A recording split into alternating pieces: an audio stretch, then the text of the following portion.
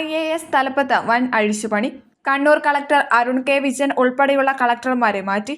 Arun K വിജയന് വ്യവസായ വകുപ്പ് ഡയറക്ടറായാണ് പുതിയ നിയമനം. വ്യവസായ വകുപ്പ് ഡയറക്ടറായ P. വിഷ്ണുരാജിനെ കണ്ണൂർ ജില്ലാ കളക്ടറായി നിയമിച്ചു. മുഖ്യമന്ത്രിയുടെ സെക്രട്ടറിയായി മുഖ്യ തെരഞ്ഞെടുപ്പ് ഓഫീസർ രത്തൻ ഖേൽക്കറെ നിയമിച്ചുകൊണ്ടുള്ള ഉത്തരവ് പുറത്തിറക്കി. ഗതാഗത വകുപ്പ് സ്പെഷ്യൽ സെക്രട്ടറിയായ PV നൂഹിനെ GST കമ്മീഷണറായി നിയമിച്ചു.